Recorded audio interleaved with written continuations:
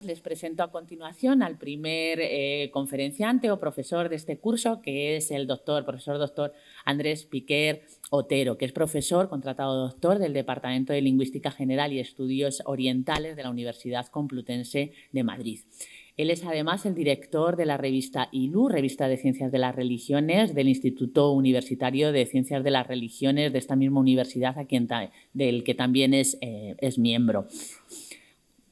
Tiene un currículum amplísimo, pueden ver ustedes por internet, entonces no le voy a robar más tiempo, pero es autor de 4 libros, una 50 de artículos, capítulos.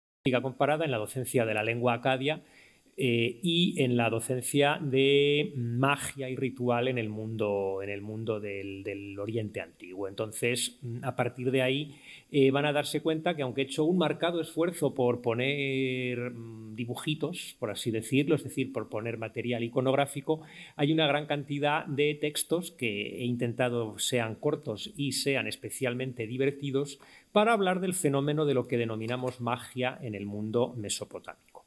La primera imagen que tienen es un mapa que todos ustedes conocerán, pero servía un poco de línea de fondo para indicar la extensión geográfica de Mesopotamia, que no coincide exactamente, como sabrán, con la extensión real del mundo cuneiforme, de lo que podemos denominar la cultura de la escritura cuneiforme y del aprendizaje y la transmisión de las lenguas y literaturas sumeria y acadia a partir del fenómeno de las tradiciones de escribas en las tablillas de arcilla que todos claramente conocen, porque la innovación del método cuneiforme y del sistema cuneiforme se expandió enormemente, se expandió a las principales ciudades de Siria y algunas zonas de Palestina, se expandió también hacia Anatolia, hacia otros lugares más al norte de la región y también incluso a Egipto en la lengua adoptada por la correspondencia y los intercambios de carácter diplomático.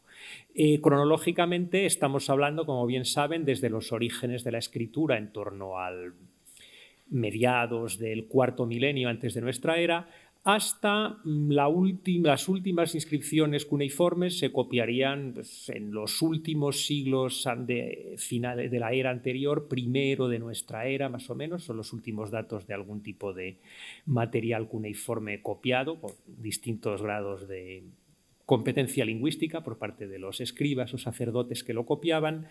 Y lo interesante, no obstante, es la continuidad dentro de ello. Es algo que vamos a ver de los textos que les he escogido. Fundamentalmente vamos a oscilar entre el periodo clásico paleobabilonio, es decir, es la primera mitad del segundo milenio antes de nuestra era, aunque creo que hay algún textillo por ahí suelto que es de finales del tercer milenio, pero son los menos, que es una de las épocas de la consolidación de la lengua acadia como lengua cultural, religiosa y, por lo tanto, lengua en la que encontramos textos mágicos, y gran cantidad de los textos pertenecen al primer milenio antes de nuestra era, en una época en la que el acadio, como nosotros lo conocemos en el mundo de la asiriología, se había convertido en gran medida en una suerte de lengua literaria, es decir, un poco parecido a lo que suponía el latín en la Edad Media. Nadie era un nativo parlante de latín, pero todo el mundo en la academia o en un contexto eclesiástico lo conocía con grados muy variables de competencia. Es lo que sucede con el denominado Babilonio estándar que encontramos en el primer milenio y donde hay gran cantidad de textos de carácter mágico, por lo que a veces tenemos el problema de jugar con saber qué es propio de una etapa que podemos considerar más reciente, o sea, del año 1000 antes de nuestra era hacia nosotros, y que mantiene una pervivencia hacia el pasado comparándolo con materiales del segundo milenio. Esto afecta a la materia que tratamos hoy, a la magia, afecta a la religión, afecta a la literatura, afecta a las concepciones del mundo y el cosmos, es decir, es un fenómeno global y muy propio de lo que sucede cuando afrontamos el estudio de una lengua, digamos, de corpus, lo que antes se llamaba lenguas muertas, que es un poco más siniestro, cuando no tenemos un equilibrio en la representación de distintas épocas y lugares de manera uniforme. Nos encontramos periodos de siglos donde no hay casi ningún documento y periodos donde podemos tener miles de documentos. Zonas de las que no sabemos casi nada, zonas que están representadísimas en una época determinada en los documentos. Por lo tanto, hay que generalizar con mucho cuidado y tomar las teorías más globalizadoras o totalizadoras con un nivel bastante adecuado de cautela. Esto es algo que sin duda tiene más peso o más importancia cuando hablamos del tema central de nuestro curso, la magia. ¿Qué es la magia? Desde luego es algo que sigue produciendo ampollas y conflictos en la academia, es decir, entre estudiosos de las religiones, antropólogos, especialistas en textos que se dedican a este menester, que nos dedicamos a este menester. Cuesta mucho determinar qué es algo mágico. También cuesta mucho determinar qué es religión, pero este es otro tema mucho más amplio y hoy me centraré en la magia. Pero uno de los principales problemas que tenemos es algo que conocerán si han hecho algo básico en antropología, que es la distinción entre un concepto étic y un concepto émic. Es de jerga antropológica, lingüística también, y normalmente cuando hablamos de ética nos referimos a las etiquetas que creamos nosotros los estudiosos que contemplamos una cultura o un grupo humano desde el exterior, sea en el espacio o en el tiempo. Mientras que émic es, por así decirlo, la autovisión y la definición de un fenómeno que dan los propios integrantes de este grupo y de esta cultura, sea una identidad nacional, una identidad religiosa o una identidad de cualquier otro tipo. Por lo tanto, a veces tenemos que tener mucho cuidado porque es muy fácil, y ha sucedido con triste frecuencia, que los académicos hemos proyectado concepciones propias de nuestro contexto cultural, los académicos no vivimos en un vacío, hacia el pasado. Y, como bien saben, nuestra concepción de la magia está muy mediada por la visión de la magia que se tenía en la tradición que podemos denominar bíblica o judeocristiana, donde había una concepción negativa de la praxis que podemos denominar mágica o la brujería o la hechicería, complementada igualmente por una visión negativa hacia el ritual mágico que era propia de la cultura clásica grecolatina en niveles, por así decirlo, educativos o intelectuales académicos más formados frente a lo que ellos mismos denominaban superstición de carácter popular con cierta frecuencia. Por lo tanto, a veces, sobre todo en lo que podemos considerar el siglo XIX, las primeras décadas del siglo XX, hemos incurrido en la visión de que la praxis mágica, el ritual obtenido a la obtención de algún acto, de algún beneficio o cambio tangible en el mundo cotidiano, por simplificar mucho una definición muy operativa, estaba tremendamente mediada por lo que podemos considerar prejuicios anacrónicos. Es decir, la idea de que la magia podía ser o una ciencia malentendida, una protociencia en un estadio muy primitivo y ajeno a la razón científica de la edad moderna, o una forma menor o defectuosa, comillas, por supuesto, de una religión con una espiritualidad más madura y más teológicamente sólida. Obviamente, muchos de quienes decían esto eran teólogos que consideraban que su visión de la religión era mejor que la anterior. Hoy en día intentamos distanciarnos mucho de eso y aproximarnos a los fenómenos desde el punto de vista de cómo funcionaban en las propias culturas, lo cual a veces nunca es fácil, por algo que ya les he adelantado un poco, que es la idea de la asimetría de fuentes. Muchas veces las fuentes que han llegado hasta nosotros, sean fuentes escritas propiamente dichas o sean fuentes de carácter plástico, iconográfico, representativo, son muy limitadas en tanto en cuanto corresponden a intereses y visiones de sectores sociales muy determinados. Es decir, normalmente los materiales que han perdurado en el tiempo han sido materiales vinculados a quienes tenían los medios y la capacidad de crearlos y conservarlos, es decir, a un poder económico que iba a ir ligado siempre en esta época a un poder de carácter político y de carácter religioso. Por lo tanto, a algo que podemos denominar una oficialidad ortodoxia, si quieren, aunque el término es un poco anacrónico en estas fechas,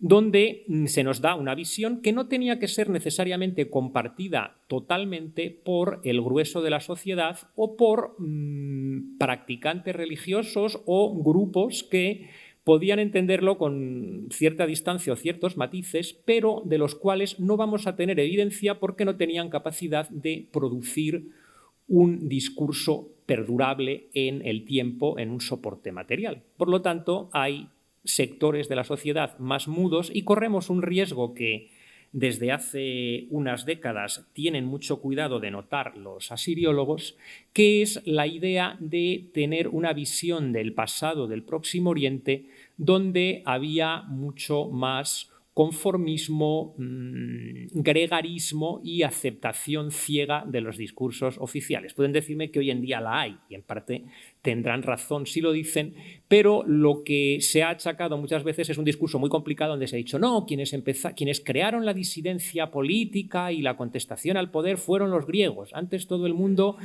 seguía supersticiosamente a sus reyes que consideraban dioses. Bien, pues tenemos algunos datos que nos indican que esto no era tan sencillo y que había gente que no se creía esto del todo.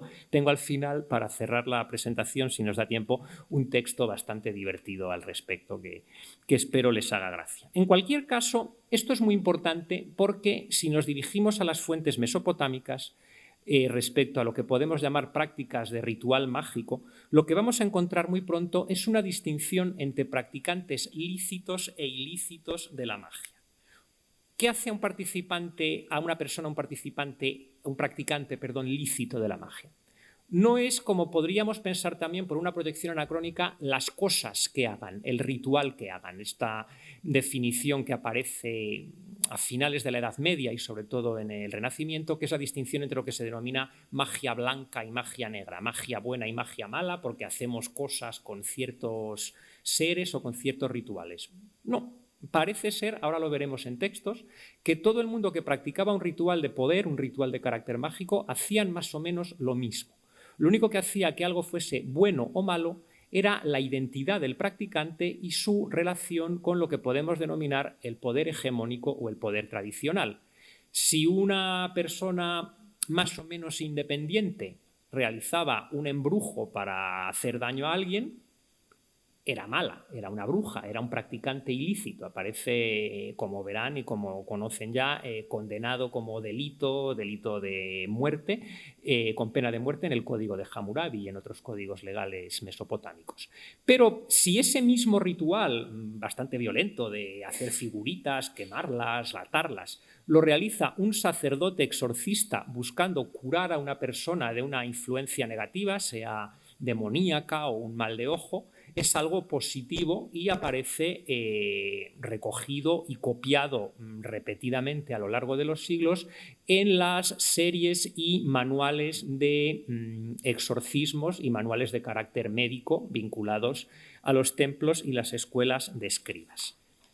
Esto es un poco bastante complicado porque las fuentes no son transparentes. Parece que hay un cambio bastante sustancial entre el segundo milenio antes de nuestra era y el primer milenio. Parece que en el primer milenio, donde tenemos gran cantidad de materiales, vamos a ver practicantes casi siempre vinculados a un templo o a una oficialidad. Mientras que en el segundo milenio hay algunos textos fragmentarios que nos indican que había practicantes de carácter independiente. Independiente en el sentido de que no tenían que ser sacerdotes vinculados a una divinidad concreta y a un templo concreto, pero sí vinculados a las escuelas de escribas, que estaban a su vez muy ligadas al modelo de discurso hegemónico. Es decir, que no, a lo mejor no eran, por así decirlo, funcionarios numerarios, si quieren ustedes llamarlo así, pero sí que pertenecían a esa misma formación y a esa misma inteligencia. Esto es importante en tanto en cuanto lo que nos encontramos en el corpus abundantísimo y complejísimo de textos mágicos pertenece a algo que es una cosmovisión, una Weltanschauung, se suele decir en alemán, es decir, reflejan la cosmovisión o una de las cosmovisiones mesopotámicas y a la vez de reflejarla la refuerzan. Esto es algo muy propio en cualquier época, no solo en el mundo antiguo. Cuando hay una visión del mundo, normalmente vinculada a una oficialidad o a un discurso de poder, quienes crean textos, quienes crean leyes, quienes crean materiales mágico-religiosos, pertenecen o participan de esta visión del mundo, pero al mismo tiempo su producción contribuye a reforzarla. Se produce una especie de toma y daca que afecta tanto a los textos más prácticos, los textos de carácter mágico, en los que me centraré, los textos de carácter legal o jurídico y también los textos puramente literarios, si es que existe algo como la pura literatura, que es otro tema. Por lo tanto, voy a intentar, sin poder meterme en todo el contexto de la religión mesopotámica, que daría para otra conferencia por lo menos, en algunas claves de esta cosmovisión que van a ser sustancialmente integradoras del sistema o los sistemas mágicos en Mesopotamia. Aquí les he puesto unas pequeñas líneas. En primer lugar, hay una oposición orden-caos que se antoja, si leen cualquier tipo de texto cosmogónico, aunque sea tardío, como por ejemplo en Numa Elish, o algunos correlatos similares, o incluso el prólogo del Código de Hammurabi, por ejemplo, encontramos una idea de que el mundo surge a partir de un caos preexistente, como sucede en las cosmogonías griegas también, y hay alguna fuerza, normalmente fuerzas divinas, que por distintos métodos crean ordenando el caos, es decir, no crean de la nada, crean ordenando el caos. La Biblia tampoco crea de la nada. Si leen Génesis 1 despacio, estaba el caos primigenio también por ahí. Lo que sucede es que la interpretación en la exégesis judía y cristiana que se hizo ya mucho después de la escritura del texto de Génesis cambia un poco el piñón así con creatividad lingüística. Pero el modelo es este. Estamos en un mundo donde el orden se crea a partir del caos Y, por supuesto, esto nos lleva a una situación de carácter dinámico, es decir, el caos está ahí y la creación, en cierta medida, es un proceso permanente en el que el orden tiene que reivindicarse y ratificarse sobre el caos. Esto permite algo muy interesante y muy útil, que es mantener una trabazón completa entre lo que podemos denominar el orden cósmico natural, o sea, el orden de la existencia, que el sol salga por la mañana y se ponga por la noche, que se sucedan las estaciones, que las plantas crezcan, este tipo de cosas, y el orden político-social. Nosotros tendemos a considerar que el orden político-social es una construcción de algún tipo y con justificaciones de diverso tipo, pero que no está necesariamente integrada en el orden natural. Para un antiguo, no solo en Mesopotamia, Egipto encontramos un fenómeno parecido, en Grecia también. Si se han leído el Edipo Rey, pues se acordarán de lo que pasa por los pecados que comete Edipo sin conocimiento, y es que hay una peste, es decir, hay un mal físico que nosotros achacaríamos al mundo natural que deriva directamente de una impiedad o de un mal de carácter ético o moral. Es decir, hay una solidez completa entre uno y otro. Y eso hace que muchos elementos de estas realidades que para nosotros son compartimentos estancos puedan extrapolarse a las otras. Es decir, igual que una divinidad creadora establece el mundo en tiempos primigenios derrotando a una criatura del caos, como el dragón acuático que tienen ahí representado. Esto es un sello sumerio bastante antiguo.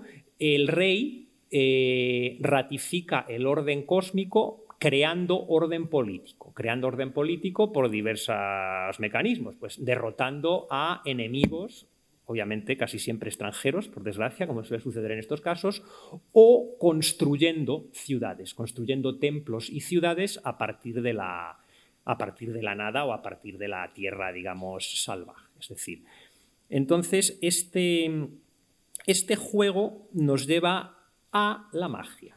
La magia, en cierta medida, es un procedimiento que es muy susceptible a participar de esta cosmovisión. ¿Por qué?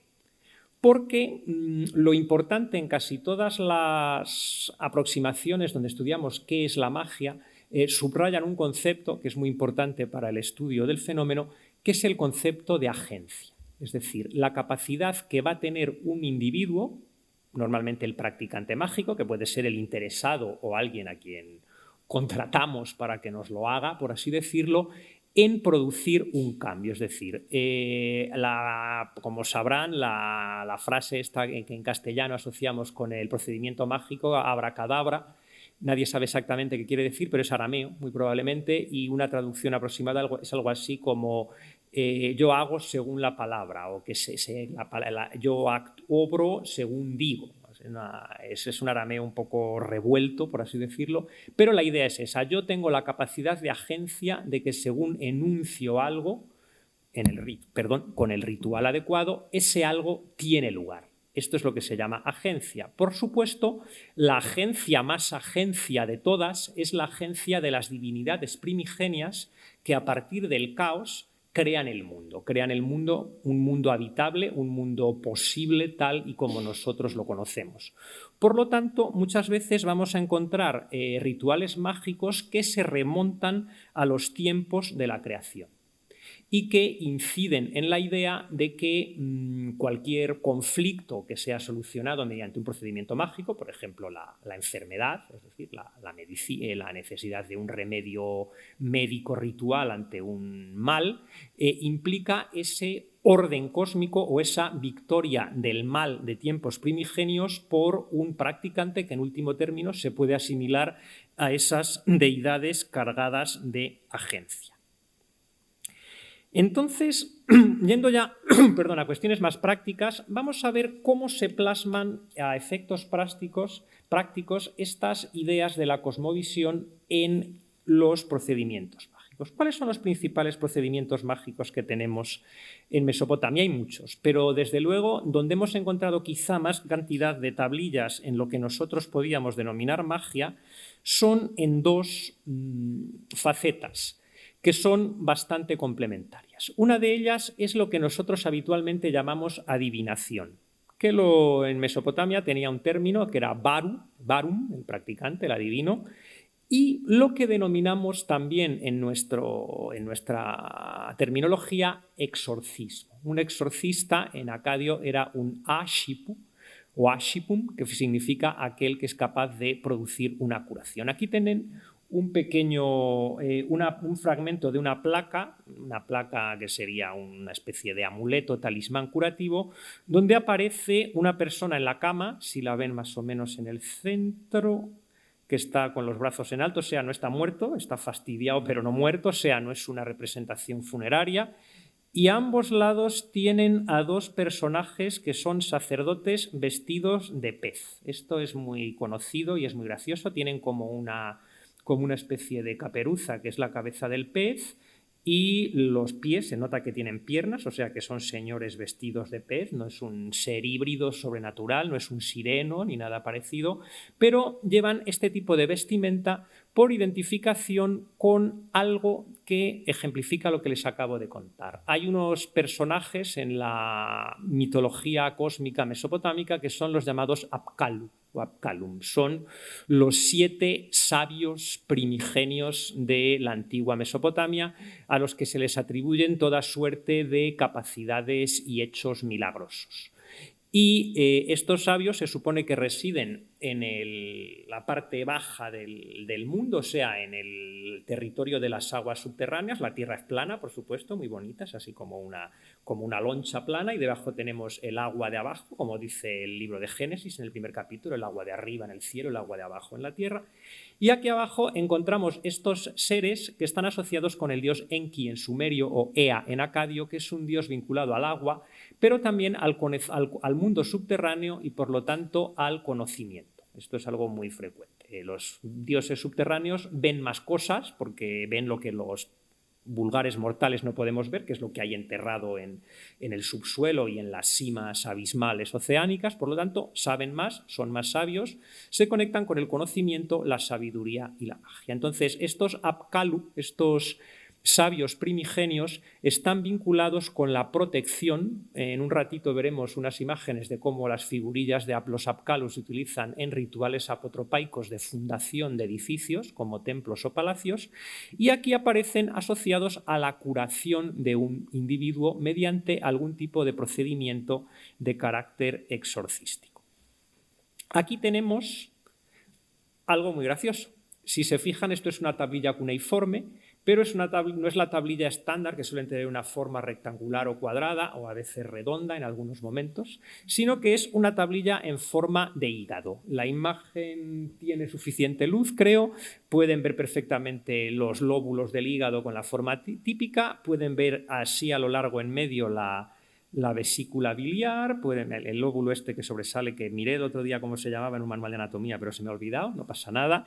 Y todas estas indicaciones que hay, que las verán muy pequeñitas, son instrucciones cuneiformes de qué sucede si aparecen signos en estas partes del hígado. ¿A qué hígado nos estamos refiriendo? Nos estamos refiriendo al hígado de los sacrificios rituales. Es decir, estamos hablando de la extispicina, siempre lo digo mal. O sea, lo mismo que encontramos quizá algo parecido a lo que encontramos en Roma en la adivinación de los arúspices. Se realiza un sacrificio ritual, se eviscera a la víctima sacrificial y se lee el hígado a partir de manuales donde se estudia esto. Como les decía antes, volviendo al tema de la cosmovisión, esto es importante porque la adivinación nos indica que el mundo tiene un patrón de orden discernible. Un orden discernible que puede ser muy complicado. Fíjense la cantidad de signitos y de dibujillos con contexto que hay en este hígado, esta reproducción del hígado de un ganado, y lo fácil que puede ser equivocarse, interpretar mal o que los signos sean ambiguos. Y a veces los adivinos interpretan mal. En la literatura mesopotámica y en la literatura clásica hay ejemplos muy conocidos de ello. Algunos han dado lugar a bellísimas obras literarias, pero no importa. Lo que importa es que haya un sistema. Si nosotros leemos mal el sistema es porque somos mortales y a veces tontos, pero es mejor que el sistema funcione y que seamos nosotros los que fallemos a pensar que en el mundo no hay un orden cósmico más o menos determinado. Determinado que no determinista, luego volveremos a esto. Entonces, también hay un enorme corporativismo aquí, es decir, no puedes conocer el orden del mundo siendo un cualquiera. Tienes que pertenecer a un sistema educativo, a un sistema de formación complejo y largo. Piensen que el cuneiforme utiliza varios cientos de signos con distintas posibilidades de lectura para cada signo, porque está combinando dos lenguas, el sumerio y el acadio. No tantos signos, son unos pocos cientos en vez de unos pocos miles, pero es algo así como aprender japonés. Si alguno de ustedes sabe japonés, saben que hay que aprenderse todos los signos, con la lectura china, con la lectura japonesa, con las variantes de no sé qué, pues bueno, así de complejo. Por lo tanto, no era algo tan fácil como que nos enseñen el alfabeto latino en 3 o 4 meses. O en 6 meses, que es lo que se suele aprender a leer básico, porque era un conocimiento colegiado y corporativo. El primer género literario, según dicen los asiriólogos, que surge en el mundo mesopotámico y quizá en el mundo en general, los egiptólogos pueden discrepar, pero bueno, es lo que denominamos el género de las listas, es decir, una serie de listas. Dices tú, ¿para qué se hacen listas? Como género literario o género protocientífico, también se ha calificado así, es un poco ramplón. Una lista muy larga de nombres de plantas, una lista muy larga de nombres de profesiones, una lista muy larga de países, algunas en sumerio, otras en bilingüe sumerio-acadio, otras en bilingüe con otras lenguas cuando el cuneiforme se extiende a otras regiones del Próximo Oriente. ¿Para qué?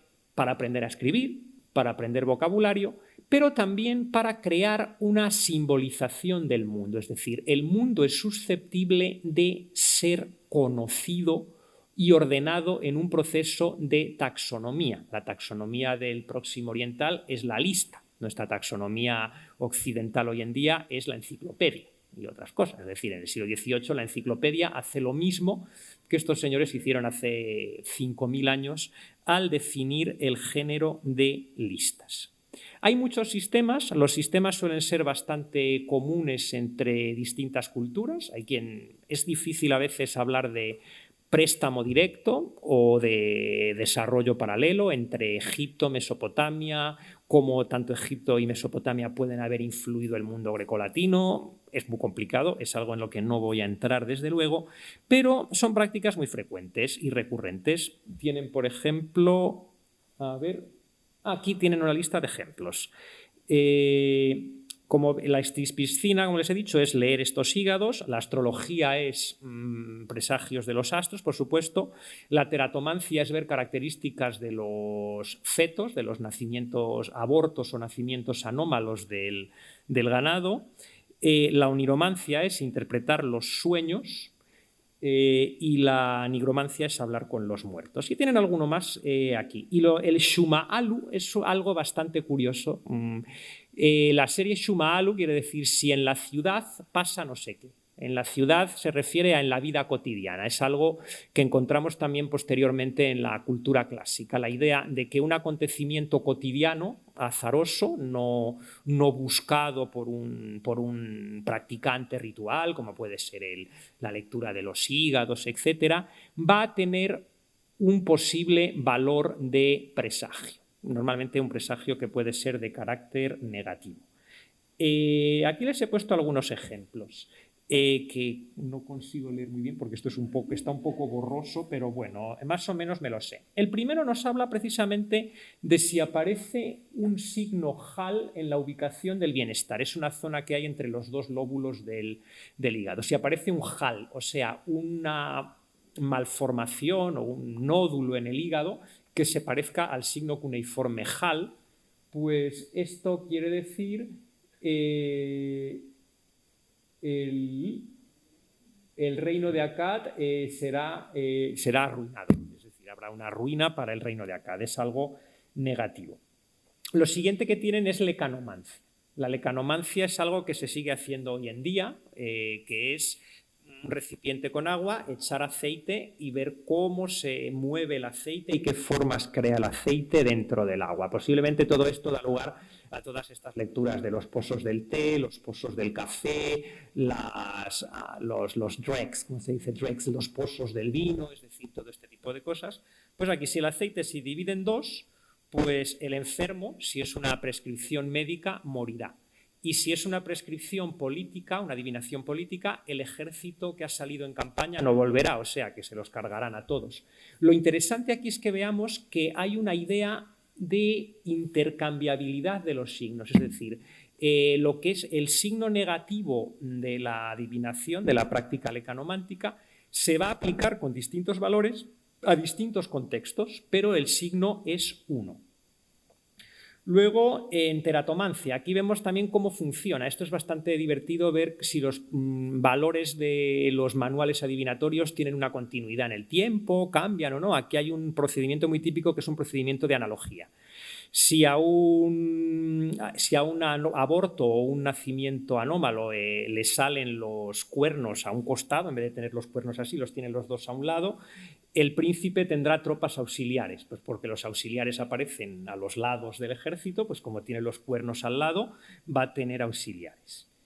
Luego aquí hay uno de eclipses, eclipse de luna en un mes concreto, en el mes de Nisan, y es rojo, o sea, la luna es de color roja, prosperidad para el pueblo. Y luego aquí hay los shumaalus, son muy divertidos. Si a una ciudad se le pone verde el basurero, o sea, sale hierba en el montón donde se tira la basura, en el estercolero, la ciudad será próspera. Luego vemos cosas que nos recuerdan un poco a la actualidad. Lo de que se te cruce una serpiente en el camino recuerda mucho a la superstición actual de que se te cruce un gato. Pues si se te cruza de izquierda a derecha, te irá mal, pero si se te cruza de derecha a izquierda, irá bien. Es un poco lo que encontramos, por ejemplo, en la práctica de los augures, con los pájaros que vuelan, el pájaro solo que vuela desde la izquierda o la bandada que vuela de la derecha. Bueno, no conozco bien la adivinación romana, pero son este tipo de signos de movimiento en un sentido o en otro. Y este es muy divertido. Si un hombre tiene sexo anal con un hombre de igual rango, ese hombre irá por delante de todos sus hermanos y compañeros.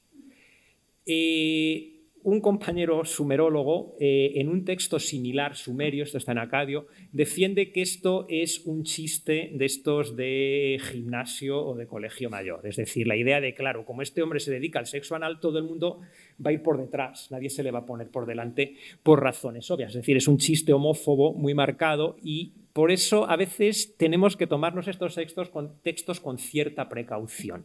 Es decir, estos señores escribas, que eran señores o incluso señoros a veces, como en este caso, pertenecían a un grupo muy corporativo que creaban sus propios juegos de palabras secretos, sus propios códigos de humor, y no sería nada sorprendente que esta adivinación cotidiana no se la tomaran muy en serio, sino que dentro de toda la lista alguien quisiera hacer el chiste de Arévalo del segundo milenio antes de la era de turno y nos haya llegado hasta nosotros. Y luego hay un montón de antropólogos que han dicho no, porque esto implica una concepción de la agencia, del poder sexual, del rol activo. Es posible que todo esto sea cierto, pero también es inquietantemente sospechoso que haya un juego de palabras, que es un juego que también existe en lengua sumeria.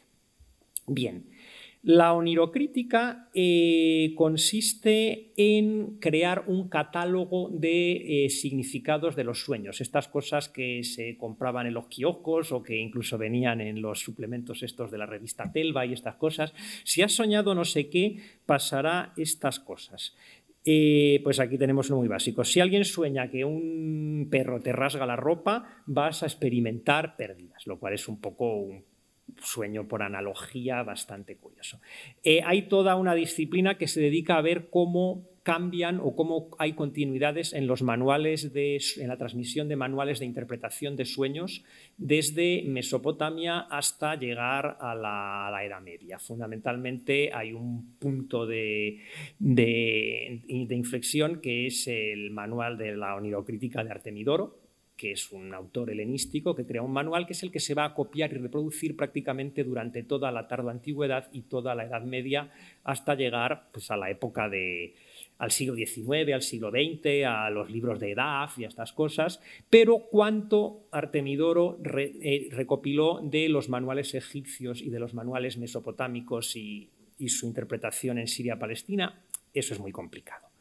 Y bueno, también tenemos fisiognomía, o sea, la idea de valorar los signos del cuerpo, los aspectos de la cara y del cuerpo. Esta cuestión que ha sido tan desafortunada en visiones raciales problemáticas del mundo, muy oscuras. Aquí era más básico, aquí era si te salían lunares o te salían verrugas o cosas así, pues si un lunar es muy rojo, serás rico. Es una interpretación del color rojo dentro de estas características. Bien, entonces esta es un poco la pequeña lista. Y ahora tenemos un texto muy divertido, que lo he puesto entero, que es un texto nigromántico bastante curioso. Básicamente consiste en invocar a un fantasma utilizando algún tipo de figurillas y, si es posible, una calavera que no tiene por qué ser la del muerto que se quiere invocar. Parece que puede ser una calavera al azar, pero hay que pronunciar una fórmula que aparece hasta la raya, y debajo de la raya aparece un ritual un poco cruento. Hay que juntar una perdiz macho y una hembra, polvo de un cruce de caminos, que es algo bastante destacado, que vamos a encontrar también en las invocaciones griegas y posteriormente en los primeros textos medievales, estos conocidos de invocar a un demonio, normalmente invocar a un demonio para conseguir que una señora se acueste contigo, pero eso los encontramos ya en el siglo X, más o menos siglo IX, siglo X, y hay que irse a un cruce de caminos. Sí, pues aquí hace falta polvo de un cruce de caminos para conseguir que este fantasma venga y poder hablar con él. Esto es un texto nigromántico muy interesante porque hasta fechas muy posteriores, estoy hablando del judaísmo de época talmúdica, o sea, de los mediados del primer milenio de nuestra era, encontramos la invocación de los muertos por la calavera o por el hueso, que es básicamente las instrucciones que se nos están dando aquí. Luego hay más textos de qué hacer si el fantasma que has invocado no te deja en paz y la lías y te anda pegando sustos, pero de momento nos quedamos con esto, porque he cerrado un poquillo con la nigromancia por la idea interesante de que en el fondo casi todos los mecanismos adivinatorios, algunos no, algunos son más basados en lo que podemos llamar el azar o el caso, como el aceite, como se separa el aceite en el pote de agua de la lecanomancia. Casi todos estos materiales nos indican que hay una idea de participación en el mundo divino. Básicamente, ¿por qué una oveja va a indicarnos en su hígado cuál puede ser el destino de la ciudad? Porque esa oveja recién muerta va a llegar de algún modo al mundo de los dioses y se va a impregnar un poquillo de una sabiduría superior a la humana, que es la sabiduría de los dioses. Exactamente igual que cuando estamos dormidos, estamos en un estado similar al sueño, a la muerte, perdón, para un antiguo, pues claro, cuando estabas muy dormido, estabas como muerto, como un leño, y estás viajando, o tu mente está viajando en ese mundo intermedio que está un poco cerca de los dioses y se te puede pegar algo. Lo que pasa es que al despertar lo que recuerdas son valores de carácter simbólico y, por supuesto, necesitas a un especialista que, previo pago, los interprete, que es la situación que vamos a encontrar. Y la nigromancia es directamente esa, invocar a un muerto. Es decir, el concepto de la nigromancia en la antigüedad no suele relacionarse con lo que nosotros vamos a pensar luego viendo el espiritismo de las novelas góticas y estas cosas, la idea de que tú invocas a un muerto para que te cuente una cosa que el muerto sabe. Tú puedes preguntarle a un muerto cualquier cosa. Es decir, por ejemplo, en Egipto también existe la práctica de escribir cartas a los muertos preguntándoles cosas y no les preguntas dónde han guardado el dinero de debajo del colchón, no. Les preguntas por el futuro, les preguntas si es bueno que te cases con fulana y dice, pero si el señor este se murió antes de que yo me echara esta novia. Da igual, porque ellos están en un mundo donde tienen un conocimiento superior al conocimiento humano. Bien, es muy importante también, como rasgo importante de esta paginilla, que tenemos un género o un estilo muy claro que son los llamados listas de omina. O sea, omina, presagios en latín o vaticinios, como quieran decirlo, que se constituyen normalmente a partir de un periodo condicional. Si se fijan aquí, son distintos sistemas de adivinación, pero todos tienen la estructura sí. Entonces, summa del summa alu es el sí condicional en acadio. La idea es definir un modelo de causa-efecto o una correspondencia entre signo y hecho. Es decir, esto que nos parece muy de cajón hoy en día, fue uno de los primeros intentos de la humanidad de crear un modelo de causalidad en la interpretación del mundo. Lo encontramos en la adivinación, lo encontramos también en los textos médicos diagnósticos que no se basan solo en adivinar con hígado, sino también en ver de qué color es la orina de un enfermo, de dónde, cuánto le dura la fiebre, de estas cosas. Todo este género de lo que llamamos la literatura de apódosis o de prótasis-apódosis, o sea, de periodos condicionales, va a ser determinante para el desarrollo de un modelo de causalidad tanto en la capacidad de la razón humana como en la capacidad de ver el mundo, y para ellos va a ser yo razono y el mundo es igual que yo razono. Es decir, este primer paso que luego dará lugar a una prolija complicación de la existencia en la filosofía occidental empieza con estas humildes listas de omina, por así decirlo. Y claro, esto nos lleva a otra pregunta filosófica, donde pasamos ya claramente de la adivinación a la magia. Si podemos conocer el destino, ¿por qué tenemos todos estos rituales para intentar que las cosas se arreglen? Es decir, el destino implica determinismo, es decir, si una cosa nos la dice un oráculo o un sistema adivinatorio, pues como va a tener que ser así, y si nos quedamos tranquilos y nos despreocupamos, pues no, porque el mundo mesopotámico, al igual que sucede también, por ejemplo, en el mundo egipcio, que ya tendrán ocasión de verlo, no cree realmente que el destino sea inamovible. Por eso surge un género de literatura ritual mágica que se llama Namburbi, ahí lo tienen, que en sumerio significa precisamente eso, lo que se hace para alejar o quitar lo malo. Es decir, lo que llamaríamos apotropaico en terminología moderna occidental.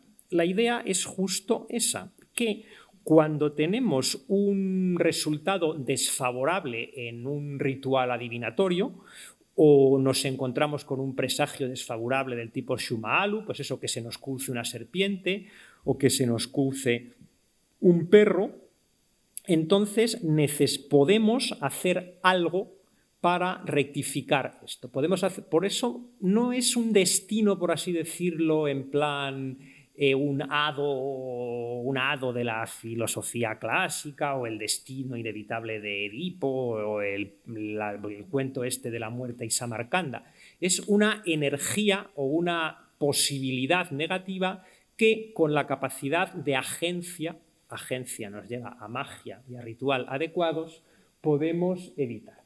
Aquí tienen dos bastante sencillos. Por ejemplo, uno es un ritual apotropaico muy típico. Si se te cruza una serpiente a primeros de año, eso significa que te vas a morir. Dices, pero yo no me quiero morir porque se me haya cruzado una serpiente. Entonces vamos a engañar al destino. El hombre tiene que afeitarse la cabeza, claramente, y hacerse cortes en la cabeza y afeitarse las mejillas. O sea, tiene que quedarse pelado.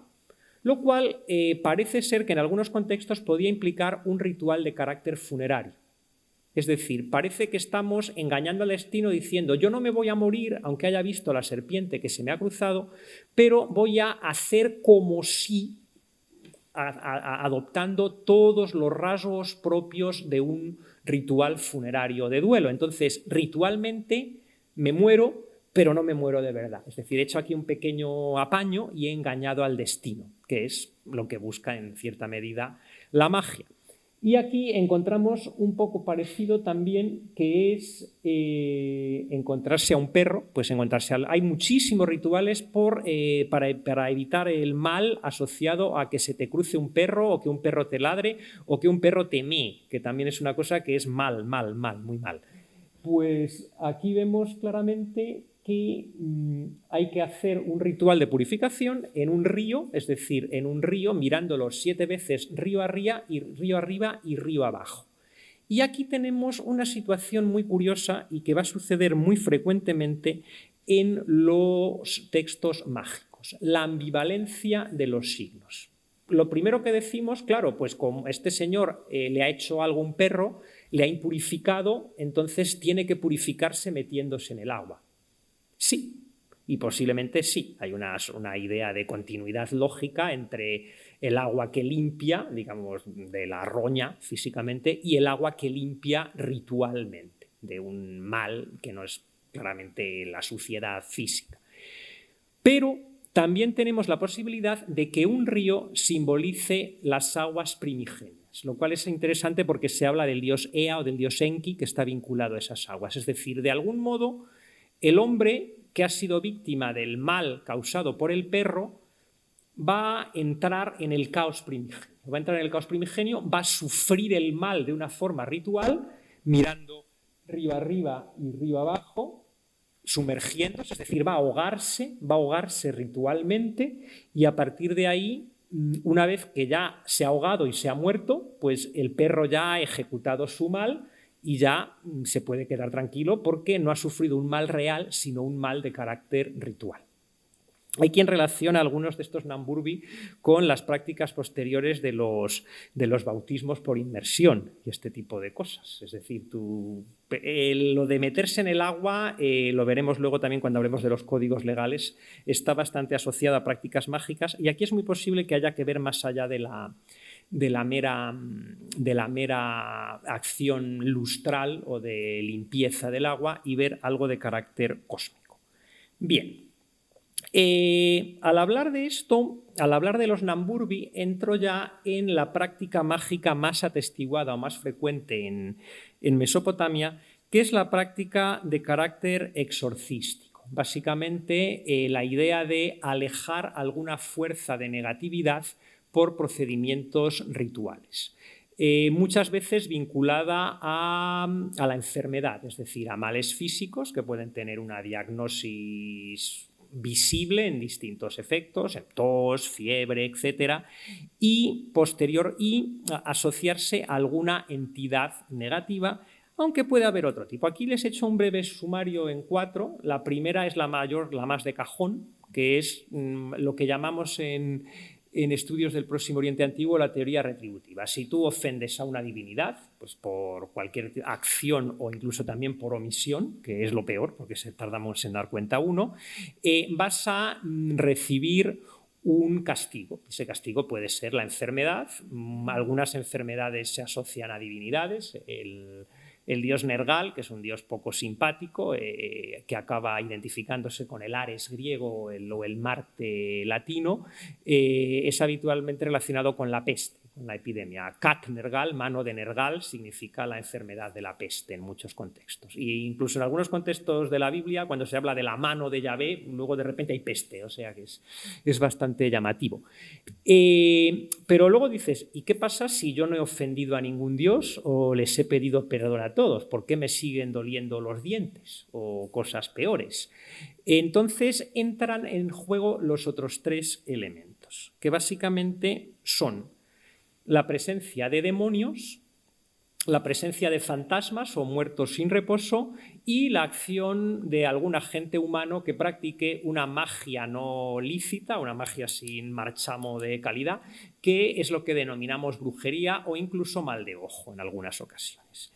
Esto es muy interesante porque nos lleva a un problema que, si les interesa la teología o la filosofía, cambia mucho a partir de lo que podemos denominar el mundo antiguo a lo que podemos denominar el mundo monoteísta judeocristiano y posterior, que es el problema de la teodicea.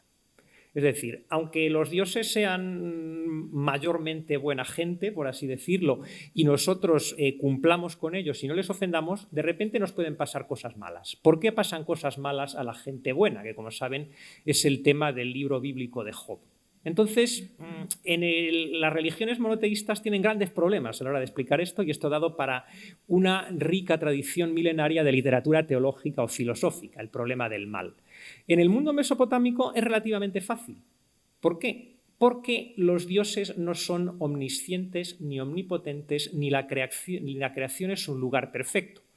La creación está muy bien, y lo que han hecho los dioses es algo que mejor de lo que podría haber hecho cualquiera de nosotros, pero no es una perfección inmaculada. Eso es un demonio. Un demonio para un mesopotámico es, por así decirlo, un grumo en el orden de la creación. Cuando hacemos masa, yo sé, este ejemplo me lo dio a mí, lo escribió alguien en algún artículo hace años y lo uso siempre en clase. Cuando hacemos una masa para un pan o para un bollo, para un pastel, si la hacemos bien, queda uniforme. Si la hacemos mal, como yo, quedan grumos, quedan irregularidades, y luego eso se nota porque se hornea mal. Esos grumos, esas irregularidades en el orden de la creación son los demonios. Son seres que han quedado por ahí fuera sin vincularse al orden y por lo tanto pueden fastidiarnos porque sí, sin ningún tipo de necesidad de seguir un orden o de asumir responder a los sacrificios, sino que tienen que ser vencidos, dominados, dañados en el fondo por el poder, por la agencia de un sacerdote o de un exorcista. Entonces es muy interesante, por ejemplo, cómo aquí tienen entre medias un elemento cósmico apotropaico, es decir, aquí estamos hablando de protecciones rituales en los edificios. Aquí tienen en esta especie de ranura un depósito fundacional que se supone más o menos en la zona de los cimientos de un edificio, y si lo ven, aquí hay como unas cosas irregulares que parecen jarras que realmente son figurillas parecidas a esta.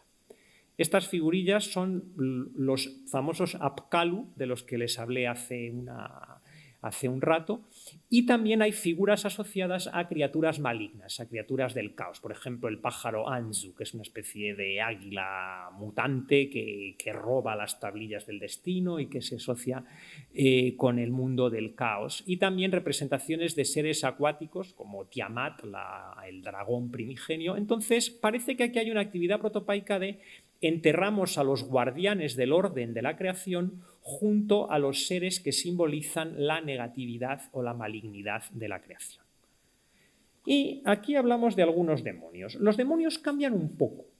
En los textos más antiguos que encontramos, este texto es de principios del segundo milenio, nos encontramos que los demonios son animales no domesticados, es decir, todo aquello que en nuestra vida cotidiana puede asociarse a lo caótico. Pues si tus vacas, si tus ovejas, si tu caballo o tu burro son el mundo del orden, un perro salvaje que anda por las noches vagabundeando y que a lo mejor te come, puede estar vinculado a esta forma demoníaca. Por eso encontramos aquí este primer texto donde se nos intenta dar ideas de cómo alejar a un demonio que puede coger a un hombre que esté por ahí, que esté en una caravana por la noche y comérselo. Y el siguiente texto es un texto que se refiere a uno de los seres demoníacos o divinidades demoníacas más populares de Mesopotamia, que es la Mashtu. En este texto tan antiguo, del segundo milenio de principios, aparece caracterizada como una especie de lobo. Es una criatura, un lobo monstruoso. El lobo, por supuesto, se come el ganado, se come al pastor, come todo lo que pilla.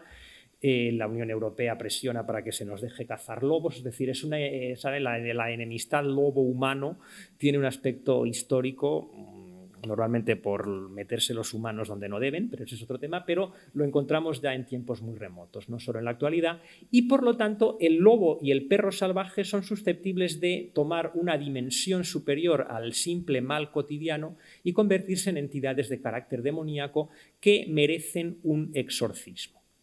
Pero si avanzamos a finales del segundo o principios del primer milenio, encontramos un texto de la Mashtu y una placa de la Mashtu que empieza igual.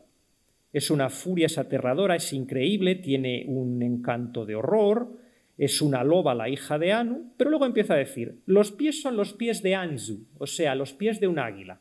Y aquí se ve un poco que tiene una especie de garras de pajarraco, así, se ven un poco en la tablilla. Sus manos son impuras, o sea, que tiene garras. Y luego otro rasgo que no viene aquí es que tiene una cabeza de león.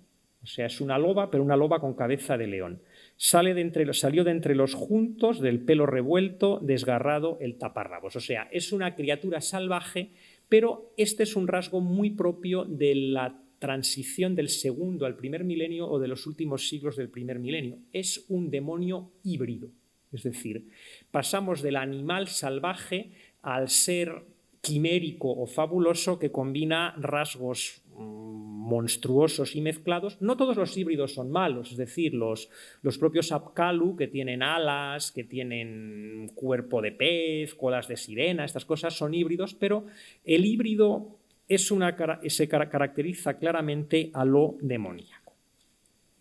Y aquí tenemos textos de fantasmas, que también son muy divertidos.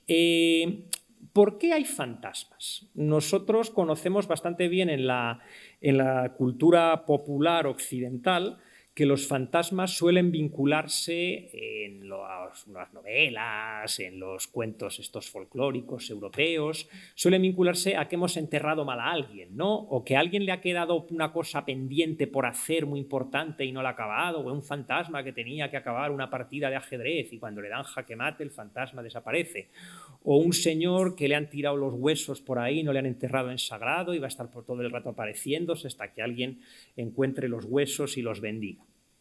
Esto es bastante normal y esto es algo que encontramos en cierta medida también en Mesopotamia. Este pequeño texto está pidiendo que a un fantasma que deje de acosarlo y luego dice ¿qué tipo de fantasma puede ser el que me está acosando? Pues entre los tipos principales que da es el fantasma de alguien muerto sin nadie que repita su nombre. Esto quiere decir alguien que realice un ritual funerario en su memoria, o sea, como lo del muerto mal enterrado de las leyendas medievales y de los romances.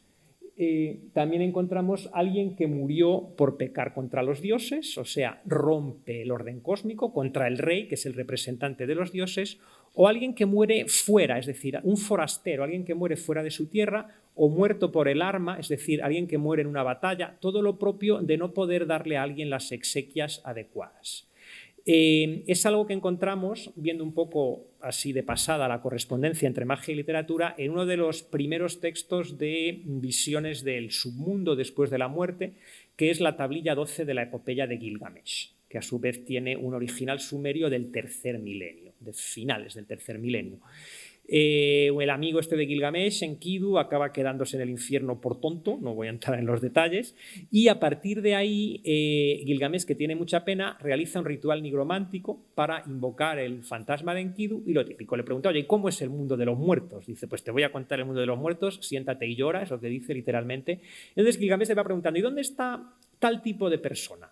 Pues una de las cosas que dice, que no están en el submundo, sino que vagan, o sea, que son almas en pena, son los ahogados, o sea, el cuerpo se pierde en el mar, las personas a las que devoran las fieras y les dejan el hueso mondo, se lo llevan, así que tampoco puedes realizar un ritual funerario, o los muertos en batalla en tierra extranjera.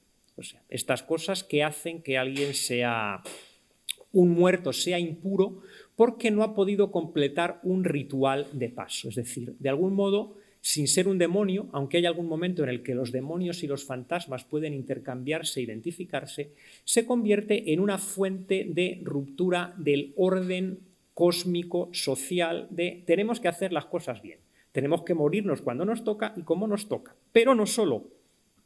Aquí tenemos dos textos, uno es muy antiguo, uno es del segundo milenio y otro es más reciente, es del primer milenio, de Wardat Lili.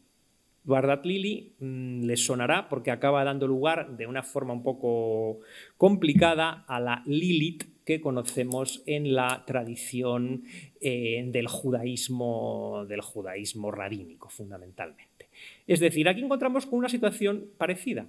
No solo que no te entierren, o sea, que no se cumpla el ritual de paso de tu etapa vital de entrar, dejar la existencia viva y entrar en el mundo de la muerte, sino también el morirte sin haber practicado el sexo y, por lo tanto, sin tener niños y estas cosas, es decir, sin haber cumplido funciones de lo que podemos llamar economía sexual, es decir, el rol biológico reproductivo de un individuo que le es asignado o definido por los valores de una sociedad, pues como las sociedades tradicionales, que decían que había que casarse, reproducirse y tener niños, eres susceptible de convertirte en un alma en pena, porque no has completado tu ciclo vital ordenado. Aquí encontramos, en primer lugar, una descripción de Wardat Lily, precisamente de eso, una niña que se escapa de su casa, que no se casa y que se muere sin haber tenido tema, y por lo tanto, como no ha conocido varón, se convierte en esposa de Nergal. Esto yo cuando lo leo siempre pienso en las monjas, y me da un poco de mal rollo, pero bueno, cosas mías, ¿no? Por la terminología de lo de que las monjas se casan con Dios, pues esta chica que no ha tenido otro tipo de relación romántico-afectiva, se casa con Nergal, el dios del submundo, el dios de la muerte y el dios de la peste, y por lo tanto es la escolta de Nergal y fastidia y hace cosas desagradables. ¿Qué es lo que va a hacer? Va a meterse en la casa de la gente, como un súcubo. Va a meterse en la casa de la gente para hacerles a los hombres jóvenes lo que no les ha podido hacer en vida. Antes de que empecemos a hablar de problemas de género, hay textos iguales de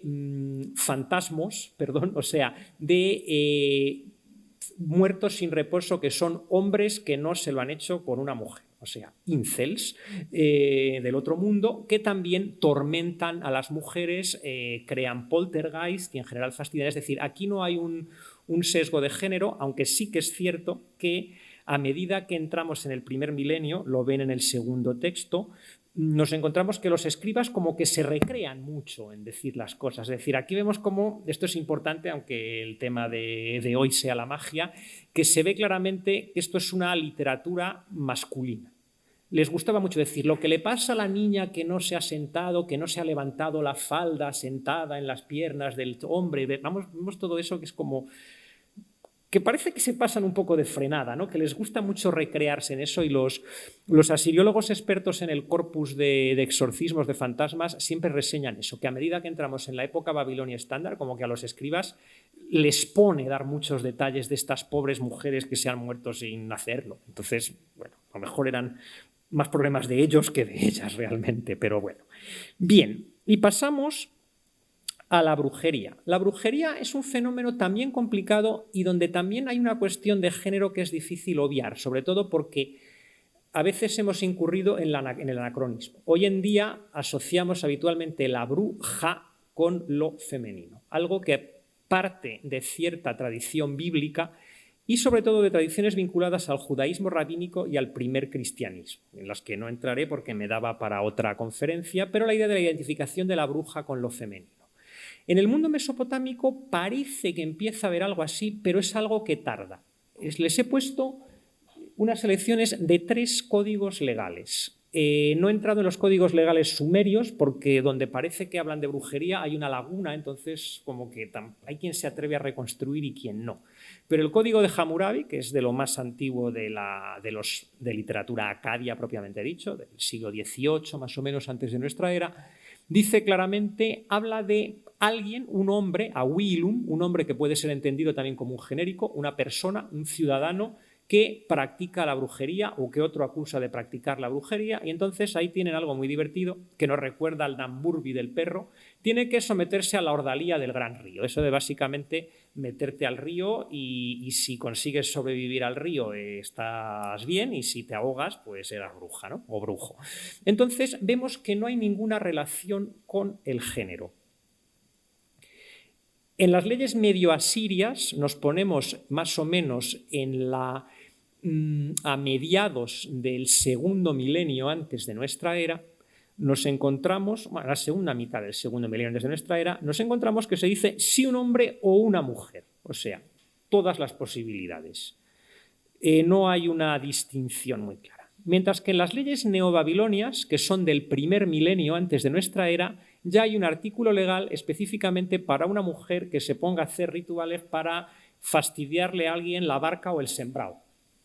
que es lo que pone ahí. Entonces, que curiosamente tampoco la quema a nadie ni la mata, sino que simplemente tiene que pagar una multa. Es decir, es bastante interesante. Hay una relación de género muy clara en el texto del Código Legal babilonio moderno, reciente, neobabilonio, pero no se nos dice nada problemático de vamos a matarla. Lo del ritual de la ordalía, ya saben que es algo que vamos a encontrarlo en muchas culturas posteriormente, lo de someter a alguien al río, según las sociedades sean más o menos simpáticas.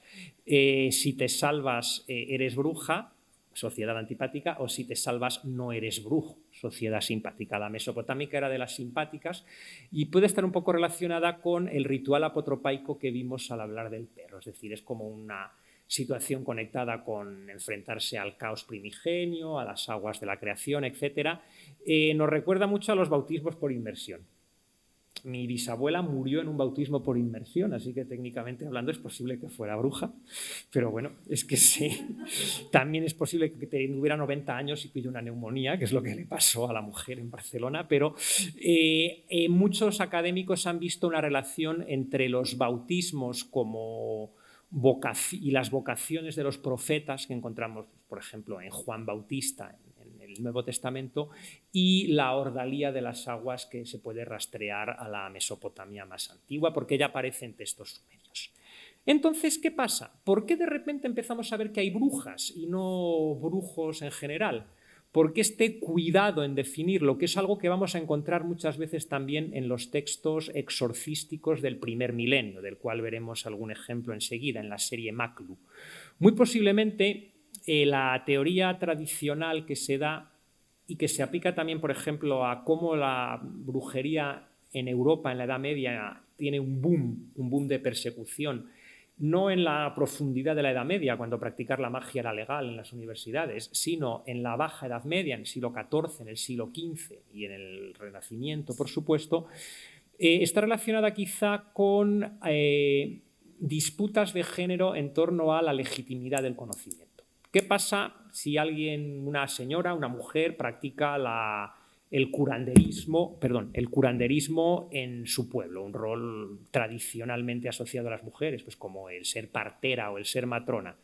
¿Qué pasa cuando hay un colectivo profesional dedicado a la ciencia médica o al exorcismo médico? Pues hay cierta disputa y es posible que hubiese una progresiva identificación de las prácticas no regladas y no sometidas a las escuelas de escribas con las señoras. Es algo que encontramos en la Baja Edad Media a medida que las facultades de medicina se consolidan y obviamente las facultades de medicina bajo medievales. Antes era más confuso, solo podían estudiar hombres, pues las mujeres que sabían de ginecología porque se dedicaban a eso y tenían eso, básicamente, entran en una disputa de autoridad del conocimiento que acaba posiblemente traduciéndose en una estigmatización que lleva a el cliché o el estereotipo de la bruja en femenino. Pero hay muchas teorías antropológicas, algunos antropólogos dicen que esto viene de cuando los hombres tenían que irse a vivir a la casa de la suegra o las mujeres tenían que irse a vivir con la suegra, y esos odios y los chistes esos de suegras y estas cosas provienen de algún tipo de tensión antropológica, no sé. A mí desde luego me gusta mucho más lo de los géneros de conocimiento en disputa, es algo que se puede ver también en Grecia y en Roma, es algo que tiene bastante continuidad. Bien. Dicho todo esto, vamos a hablar un poco de la chicha, o sea, de cómo funciona un texto exorcístico. Me centro en ellos porque son los más representativos. Hay distintas estrategias y no son ni mucho menos excluyentes. Algo muy propio de la magia es acumular estrategias. Es decir, si no me cargo a un demonio de esta manera, pues lo intento de otra y luego vuelvo al original y lo repito muchísimas veces. Indicando muy claramente que lo más importante es la agencia y que esta agencia se manifiesta en palabras, pero también en actos rituales y en el uso de determinadas sustancias. Aquí encontramos un texto que lo he puesto el primero porque es muy característico. Básicamente habla de un demonio al que no nombra y lo que está diciendo el exorcista es que le ha agarrado, lo ha atado, lo ha ligado, le ha atacado como si fuera un león. Es decir, vemos una marcadísima agresividad. que si no supiéramos que este texto pertenece a una colección exorcística, pensaríamos que es alguien intentando hacerle un maleficio a alguien. Porque, como les decía al principio, posiblemente el maleficio que se hiciera siguiera estas mismas prácticas. Es decir, aquí vemos una cosa muy divertida al final, que es que dice que le ha atado la boca al ano. Es algo que encontramos en la iconografía egipcia, lo verán posiblemente el próximo día. La idea de que una maldición, por así decir, una maldición, por ejemplo, de los seres que son condenados al submundo, es la inversión total de la actividad fisiológica, o sea, que excretas por la boca y comes por el ano. O esa práctica que a lo mejor conocen de que cuando no funcionaban las rogativas y no llovía en un pueblo, se cogía al santo y se le ponía del revés en la hornacina. O lo de atar cierta parte del cuerpo a San Cucufato para que se encuentren las cosas. Es decir, ese tipo de ligaduras rituales sobre las imágenes sagradas se corresponde con prácticas bastante antiguas, que en el fondo son prácticas de carácter exorcístico y que son muy agresivas, como pueden ver ahí perfectamente. O sea, yo, el exorcista, me muevo libremente, mi palabra tiene autoridad, pero este demonio va a estar atado, vuelto del revés, amordazado, etcétera, etcétera, etcétera. Bien, ¿qué más tenemos por aquí? Tenemos otra aproximación muy interesante que se relaciona con lo que hablábamos del orden cósmico, y es crear una genealogía del agente maligno que la remonta a tiempos primigenios. Aquí vemos un conjuro que está contra que se te meta algo en el ojo. Entonces es un conjuro muy gracioso porque básicamente se nos presenta una tierra en tiempos primigenios con todos los dioses segando y aventando, y ahí es donde aparece la mota. Entonces, a partir de ahí se transfiere esa mota primigenia, por así llamarlo, a la mota del presente y se aporta un remedio. Es decir, esto es bastante frecuente. Aquí tenemos un texto que Benjamin Foster, que si han visto un poco los pies de página, es una de las mejores colecciones de literatura acadia, no solo de magia, es un libro así de gordo y tiene absolutamente de todo, dice que es el primer caso en el que se produce, o quizá el único caso de la literatura universal donde haya una apoteosis de la flatulencia.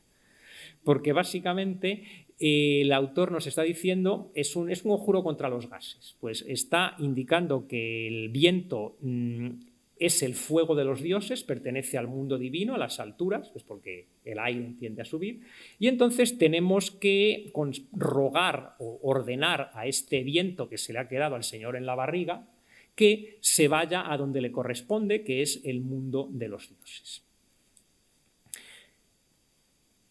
Bien,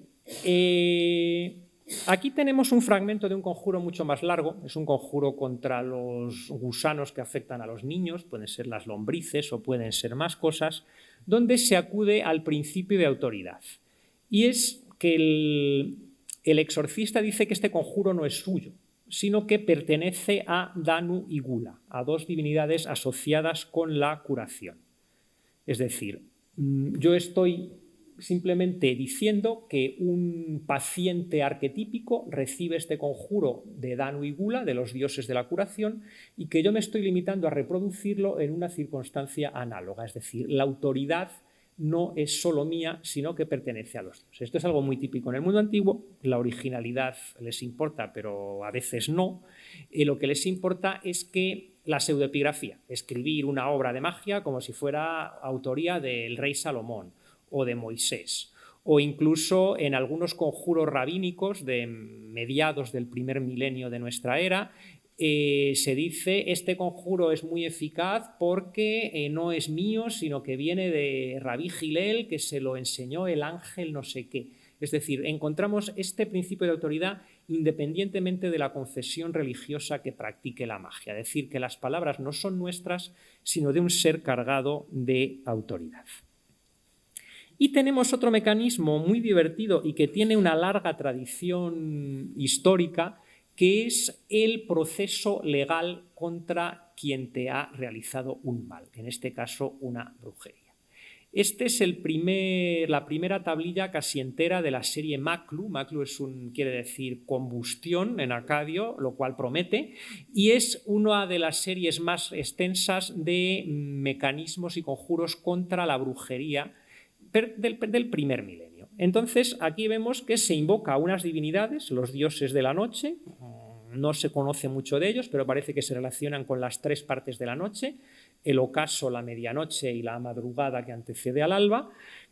Y entonces se realiza una ceremonia en la que el afectado por la brujería se convierte en un fiscal o en un demandante, y el brujo o la bruja, observad que aquí dice siempre el brujo y la bruja, hay un marcaje de género bastante peculiar, se convierten en el acusado, en el reo. Entonces se pide a los dioses que hagan justicia.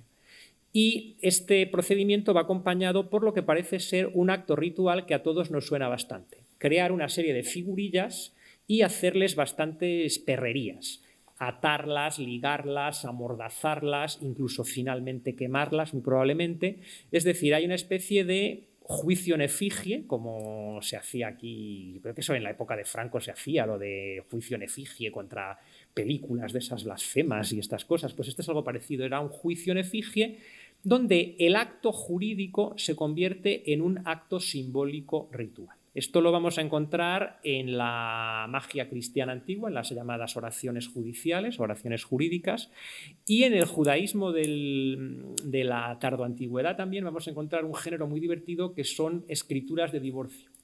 Cuando tú tienes un demonio que te está fastidiando, se te está apareciendo, pues se hace un ritual de una escritura de divorcio, como si el demonio se te hubiera casado y tú te querías divorciar del demonio. Aunque sea un señor y un... Bueno, los demonios no tienen sexo en teoría, pero vamos, un señor y su demonio, me quiero divorciar, y se hace el divorcio, se rompe un cacharro ritual y todo, y es bastante curioso. Lo que me gustaría haceros notar en este texto, que es muy extenso, es la cantidad de violencia que hay por parte del exorcista. O sea, esto no es un exorcismo de buen rollo de echar agüita para purificar las cosas, sino que hay una agresión, hay una especie de retorno multiplicado del daño que me han ocasionado, una forma chunga de restaurar el equilibrio cósmico, porque tú te sientes injuriado o agraviado y devuelves el daño. Es posible que la bruja que te estaba echando el maleficio también se sintiera agraviada, pues porque le habías robado el huerto o una cosa así. Es decir, que, ¿veis? No hay una gran diferencia en la sustancia de la práctica, sino solo en la ortodoxia o carácter autorizado de los practicantes. Bien. Aquí tenemos otro texto bastante gracioso que responde a los chivos expiatorios. Básicamente es para quitar un embrujo o algún tipo de presencia negativa, alguien lo decía, un poltergeist, incluso en alguna edición traducida de este texto, de una casa. Básicamente hay que coger una oveja negra, hay que llevarla a cada rincón de la casa, hay que sacrificar a la oveja y rellenarla de una serie de plantas que se suelen asociar con virtudes curativas. La lista está un poco rota, pero hay algunas que sí que son curativas. Y luego tiene que hacer guardia y echarla a un río y sumergirla en el río. Este texto es interesante porque de algún modo nos lleva a otra cuestión que voy a anticipar solo, no me enrollaré en ella, que es la idea de cómo en el mundo mesopotámico, al menos, yo creo que hasta más recientemente, no existe el concepto de seres inmateriales. Todo tiene materia. Los demonios, los fantasmas, las fantasmas son almas en pena, pero un alma mesopotámica tiene cuerpo, tiene lo que llamamos un cuerpo sutil. Es como un viento, es como humo, es como un soplo de aire, es decir, es vapor, es decir, tiene una sustancia tangible, solo que no es tan tangible como un cuerpo sólido y duro, y por lo tanto es susceptible de ser captada y transmitida por algunos medios. Hay un ritual funerario mesopotámico que hay que captar el alma del difunto con una hogaza de pan, cogiendo toda el alma y que se quede impregnada en el pan, pues como si estuviéramos rebañando un tazón de caldo o de sopa o algo así.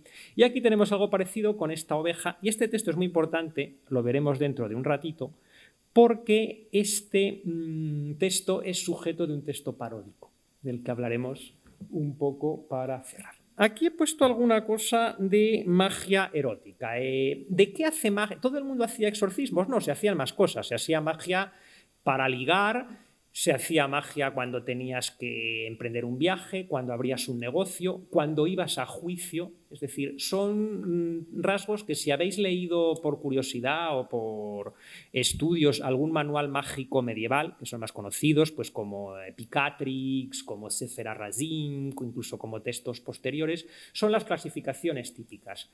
Para los viajes, para el amor, para que no te corten la cabeza cuando tienes que ir a juicio, para ir a la guerra. Es decir, vemos claramente de nuevo que lo que busca la magia con mecanismos rituales es dotarnos de agencia precisamente en las situaciones que más nos roban de la agencia. Pues si tú quieres tema con alguien y a esa persona no le gustas, pues agencia cero. O si tienes que meterte en procedimientos legales, pues bueno, hombre, puedes hacer cosas, pero hay un factor de arbitrariedad o de que se líe el asunto que produce incertidumbre y desazón. Los viajes en el mundo antiguo, pues peor que ahora con Ryanair, que ya es decir, o sea, cosas de este tipo, ¿no? Entonces, precisamente en estos puntos de incertidumbre y de pérdida de agencia, restituimos nuestra agencia ritualmente. Este es bastante gracioso. Aquí hay dos textos de magia sexual. Uno es muy antiguo, uno es casi del tercer milenio, un poquito después, y otro es bastante moderno, del primer milenio. Entonces, el primero es una de estas inquietudes típicas, que es la potencia sexual. Como vemos, es una magia que funciona con analogía y con algo muy frecuente, que es la identificación de la práctica sexual con el mundo de la naturaleza, sean plantas o animales. Hay quien dice que esto es por una pertenencia a la cosmovisión del culto a Ishtar o del mito de Ishtar y Tamuz, con toda esta cuestión. Esto es muy controvertido. Hay quien dice que es que todos los textos rituales se basan en el culto a Ishtar y en el mito de Tamuz Dumus. Pues no, pero sí que es cierto que viven en un imaginario o en unos códigos de pensamiento similares, pero a lo mejor la gente empezó con los conjuros y acabó con el culto a Ishtar, o sea, no lo sabemos exactamente. Y el siguiente es un texto divertido, sobre todo porque en próximas sesiones del curso veréis magia griega y posiblemente habléis de estas cosas, donde se ve que a veces la magia sexual es una magia profundamente violenta. Es decir, aquí vemos claramente la idea de que te voy a agarrar, te voy a ligar, no te voy a soltar. Si te echas a dormir, la cama se va a levantar y te va a tirar hasta que vengas y yo te agarre. O sea, estamos en ese orden de cosas o en ese orden de acosos. Hay quien dice que estos rituales eran tan violentos porque mejor hacer un ritual violento que violar gente, es decir, que tenían un elemento de válvula de escape contra la agresividad contenida. Otra cosa es por qué los hombres tenían que ser agresivos.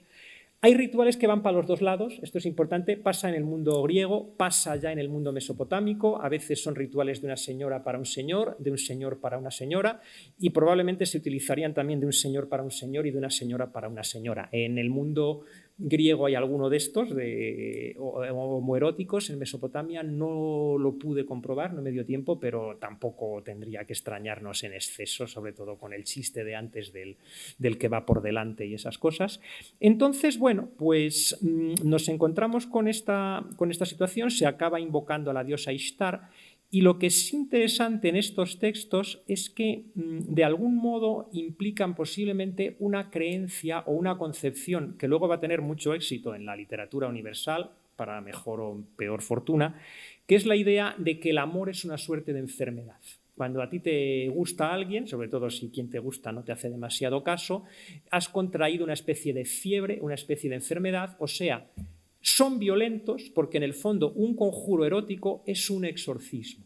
Como estos que veíamos de la bruja o del demonio, que hay que atarle el cuello, la nariz al ano y todo esto. Es decir, la violencia contra el demonio es la violencia contra el deseo sexual insatisfecho, que de algún modo se lo hacemos volver a quien nos lo ha provocado, aunque ni puñetera intención tenía a lo mejor de provocárnoslo, pero eso les da igual. Es decir, están trabajando con un demonio. No digo que esté bien, digo que en su paradigma les da igual, y posiblemente de ahí venga toda esta idea del morbus amoris, del amor como enfermedad y todo esto, y por eso algunas prácticas son muy parecidas a las exorcísticas. Bien.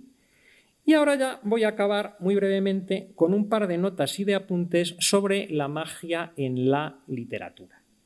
En Mesopotamia no hay tantos cuentos de magos como en la literatura egipcia, donde por alguna razón les gustan mucho los cuentos de magos, desde la literatura egipcia clásica hasta la literatura de época baja. En Mesopotamia hay algunas pocas cosas y algunas son muy antiguas. Aquí tenemos un fragmento de Enmerkar y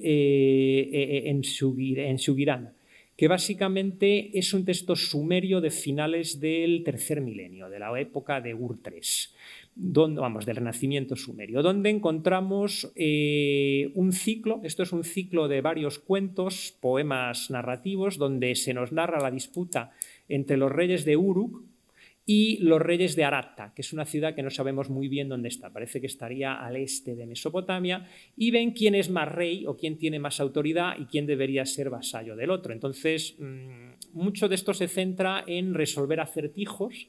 Desgraciadamente, muchos de estos acertijos nos resultan incomprensibles, posiblemente porque serían juegos de palabras o referentes que se nos han perdido, o en tener más capacidad de practicar el sexo con la diosa Inanna, que era la patrona tanto de Uruk como de Aratta. O sea, el que fuera más potente y más favorito de la diosa era el más rey de los dos. Pero en algún momento el rey de Aratta está cansado de perder y entonces encarga a un brujo que maldiga a la ciudad de Uruk. Entonces subcontrata el procedimiento y el señor brujo subcontratado se va a Uruk y se dedica a decir a la oveja que no dé lana, a la vaca que no dé leche, al campo que no dé espigas, o sea, lo típico que se asocia con las brujas medievales que agostan los cultivos y secan las vacas y esto. Entonces, el rey de Uruk lo que hace es contratar a una mujer sabia. Es interesante porque encontramos que en la literatura más antigua el brujo malo es el contratado por los de Aratta y la mujer sabia es la bruja buena. Aparece siempre la parte denominada mujer sabia, nunca aparece tratada como bruja. Y entonces entablan un duelo de hechiceros de estos que tanto gustan en la literatura hasta la actualidad. Y lo que hacen es una cosa bastante divertida. Están en la orilla del río o del canal y echan huevos de pez al canal, y con esos huevos de pez, nadie sabe exactamente qué quiere decir esa palabra en sumerio, pero eso es relativamente habitual, no pasa nada, sacan un animal. Entonces, si veis un poco la selección que os he puesto, que es bastante corta, el brujo saca un animal depredable y la bruja siempre saca un depredador que se lo come. Y van sacando animales más elevados en el orden, pero la bruja siempre saca un animal más gordo que lo devora hasta que al final el brujo se rinde, desiste y le pide a la bruja que le perdone la vida, pero la bruja dice que no. Entonces, este texto es muy gracioso, aparte de por compensar un poco lo que vamos a ver luego y ver que el sesgo de género hacia la brujería dista mucho de ser el estadio más antiguo de la percepción de la maga o el mago en el mundo mesopotámico, por ver cómo aquí tenemos un modelo de agencia bipartito. En primer lugar, la agencia de ser capaz de crear a partir del caos primigenio del agua. Esta simiente de pez, por poder mágico, se convierte en un animal, y luego en la capacidad de tener una agencia, en este caso una agencia agresiva, donde el brujo de Aratta no hace más que crear animales domésticos, o sea, presas o ganado, y la maga o la mujer sabia de Uruk es capaz de crear animales depredadores que se los van a ir comiendo a todos. Entonces, esto vamos a encontrarlo, hay un cuento egipcio, lo veréis con Raquel o con José Ramón probablemente, donde hay algo parecido que son las metamorfosis, de que los magos se van convirtiendo en animales y van luchando hasta que gana el del animal más fuerte. Hay una película de Disney, Merlín el Encantador, que hacen lo mismo, con dragones de color morado y tal. Pues este es el prototipo más antiguo de un duelo entre hechiceros. Y para acabar con un poco más gracioso, os he puesto aquí, este es un cuento menos conocido, es el poema o el cuento del bufón, que pertenece a un género de lo que podemos llamar la sátira de los oficios. Los escribas tenían una idea muy corporativa de sí mismos y solían escribir cuentos o poemas riéndose de los otros oficios. Pasa tanto en Egipto como en Mesopotamia. Pues eso decía, hay un cuento egipcio, un poema egipcio que dice: pero ¿quién va a querer ser agricultor si acabas con lumbago y la espalda doblada con lo bien que estás ahí escribiendo? O sea, hijo, estudia y se escriba, sácate unas oposiciones. O sea, como decían antes las abuelas. Aquí tenemos algo parecido. Aquí hay un bufón que habla de sí mismo en primera persona Os he puesto 2 trozos. El primero es muy gracioso porque hay una parodia de cómo se describe a los demonios en los textos exorcísticos. Veis que dice que el león puede rugir y él también puede soltar aire. O sea, está hablando de la ventosidad, que es uno de los rasgos propios de los bufones en muchas culturas. Luego dice, el león puede mover la cola, yo también. O sea, vemos que está caracterizando estas. Luego dice que puede cantar como una burra, no sé, no lo he puesto, soy tan digno de confianza como un cedazo, o sea, un cedazo es un instrumento, es muy digno de confianza, pero todo lo que entra se cuela, y me uno a mis amigos como una red o como un cepo, o sea, claro, te unes porque los has cazado, o sea, está utilizando el cedazo, el cepo, el rugido del león, etcétera, son rasgos propios de la caracterización de los demonios en la literatura exorcística, pero aquí se está riendo de ellos utilizando muchos dobles sentidos que cambian bastante poco entre el mundo babilonio y el mundo actual. Y aquí hay un texto bastante gracioso, y es que el bufón dice que él sabe hacer exorcismos igual que un exorcista. Entonces, este texto es muy divertido porque si lo leéis y recordáis lo que vimos antes, es una parodia del texto exorcístico donde había que utilizar una oveja negra como chivo expiatorio, hacer que recorriera toda la casa y rellenarla de plantas. Aquí dice que él va a coger un burro, lo va a rellenar de paja, lo va a meter dentro de la casa y le va a pegar fuego. Básicamente dicen, hombre, si me he cargado la casa, ha ardido todo, solo ha quedado el borde y lo de alrededor, pero me he cargado a los demonios, porque no ha quedado nada, ha quedado todo negro. Entonces, básicamente es un texto paródico, lo cual nos permite ver lo que os decía antes. El mundo literario no se tomaba necesariamente las cosas tan en serio. ¿Por qué escribe un escriba este texto? ¿Escribe un escriba este texto simplemente por hacer la gracia y decir qué tontos son los bufones? Escribe este texto diciendo, a ver, pero ¿cómo demonios rellenar una oveja de plantas y quemarla va a hacer algo? Porque había gente escéptica, más de la que las aproximaciones tradicionales a la siriología nos han hecho ver hasta recientemente.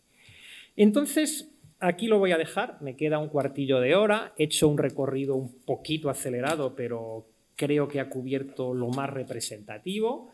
Me podéis buscar en la Complutense, tenéis mi nombre, me buscáis, salgo enseguida, tengo mi correo actualizado, si queréis preguntarme cosas con más detenimiento o queréis algún texto un poco más extendido, os puedo mandar la referencia de donde podéis encontrarlo. Y a partir de ahora, en vez de hacer una recapitulación, que voy a repetir mucho de lo que he dicho varias veces, porque soy muy insistente con las ideas gordas, creo que lo más operativo es dejaros la palabra para que podamos hablar y charlar de los temas que más os interesen el tiempo que veáis oportuno. Gracias.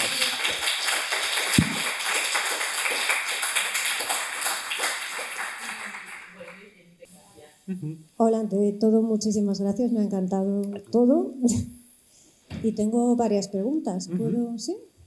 Vale, en primer lugar, en las tumbas reales de Uri y de Nimrud se encontraron cuerpos que habían sido asesinados de los sirvientes. ¿Estos cuerpos se considerarían almas en pena también porque han tenido que ser asesinados porque no quisieron morir? ¿No se sabe? No se sabe. No se sabe, sé que es muy frecuente, pero es lo más. Me estás hablando de Urdos. Eso es Urdos. Urdos es muy antiguo. Urdos es anterior a que podamos hablar de una cultura sumero-acadia. Hay quien dice que ya es sumerio, que hay, o proto-sumerio, lo que queráis llamar, pero claro, el problema es que hay un divorcio enorme entre la fecha de las tumbas de Urdos y cuando aparecen los primeros textos.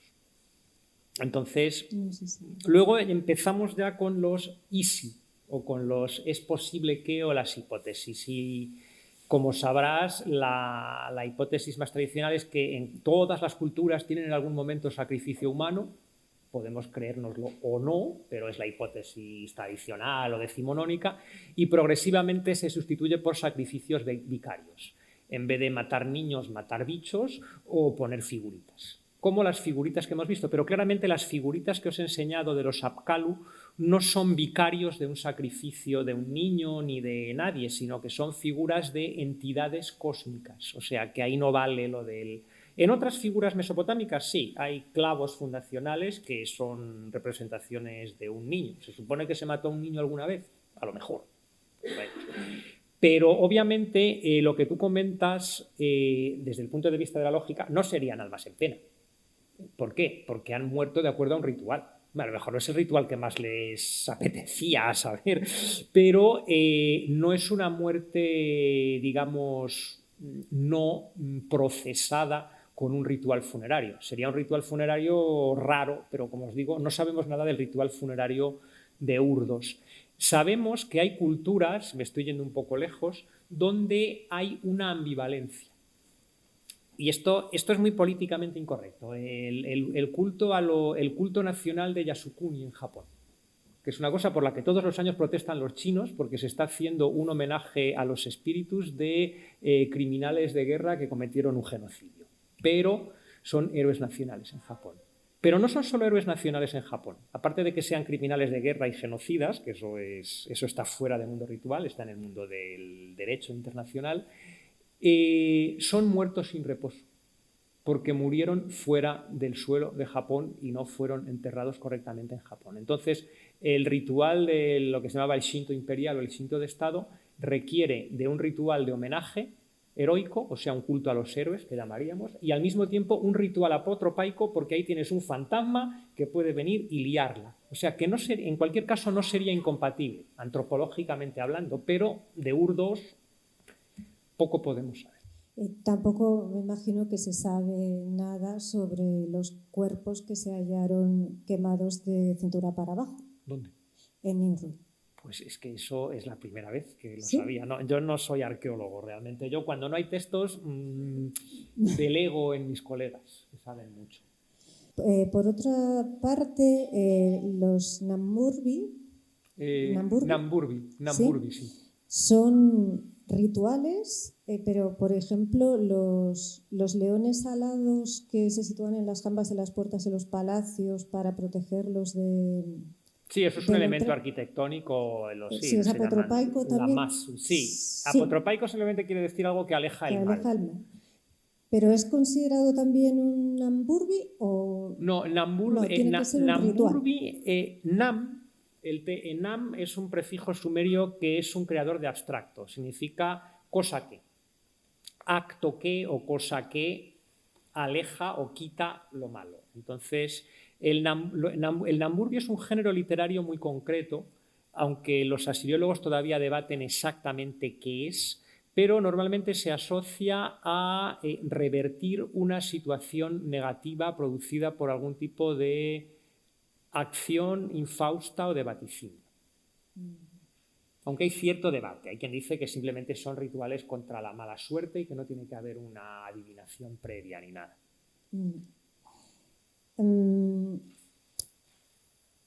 Ya saliendo un poco de esto, antes de la magia negra y blanca, que en la Edad Media Sí. Al principio, bueno, en esta época igual no me estoy refiriendo, en esta zona no, pero en la tradición judeo-cristiana que has dicho al principio, que se ha tenido siempre la magia como algo negativo. Bueno, no siempre, no he dicho siempre. Es que, por ejemplo, en la zona de los reinos de Judea, de Israel, todo esto, en estos momentos... ¿En estos momentos en cuáles? Hasta la mitad de mi repertorio no existían esos sitios. Durante la época en el primer milenio antes de nuestra era, a partir del año 900, podemos hablar por lo menos del reino de Israel o de Judá, esta nota ya, pero debemos creérnoslo o no. Pero sí. En ese momento también se consideraba algo malo, porque, por ejemplo, herejía no fue hasta... A ver, aquí has abierto una caja de una lata de gusanos increíble. Porque esto es algo que se discute bastante en el mundo de la... Había que haber puesto una sesión de magia en el mundo bíblico que también habría tenido su gracia. Sabemos, sin meterme en muchos líos, sabemos que la imagen del monoteísmo que se da en la Biblia no se corresponde a lo que habría en los reinos históricos de Israel y Judá en el primer milenio antes de la era. Sobre todo porque no eran monoteístas, eran politeístas y tenían, o hemos encontrado, para lo poco que se encuentra comparado con Mesopotamia, algunos restos de elementos que podían considerarse rituales, figuras de carácter apotropaico, etcétera. Que la Biblia se dedique por activa o por pasiva a prohibir todas las formas de magia y de adivinación parece indicarnos que es que se hacía mucho y que había a un sector que se dedicó a escribir la Biblia al que no le gustaba, por la razón que sea. Luego hay algo muy interesante, y es que en toda la Biblia aparecen solo 2 prácticas relacionadas con demonios. Y una está en la Biblia hebrea y otra está en un texto deuterocanónico, en el libro de Tobías. Son Azazel, el chivo expiatorio, que os sonará, y el otro es un demonio que se llama Asmodeo, que es un señor que se carga a los novios en la noche de bodas, que es un episodio bastante divertido y, bueno, divertido desde el punto de vista del humor. No es muy gracioso el humor negro, porque es que el padre de la novia, antes de que se suban al catre, se va a ir haciendo el hoyo para ganar tiempo, o sea, es Woody Allen puro. Pero bueno, entonces, pero luego, cuando llegamos a la literatura rabínica, más o menos a partir del segundo siglo de nuestra era, en el mundo judío hay demonios por todas partes. En el propio Talmud de Babilonia se habla de las distintas generaciones de demonios, de cómo combatirlos, hay literatura exorcística, amuletos, manuales. Y dices, ¿por qué en la Biblia nada? Y luego de repente esto se eclosiona muchísimo en la época posbíblica hasta llegar a la Edad Media.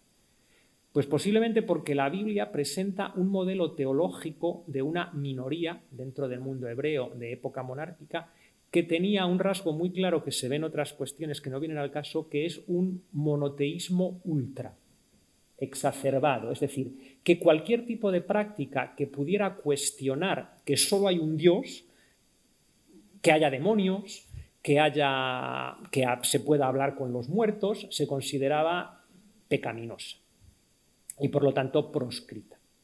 Pero hacerlo lo hacían.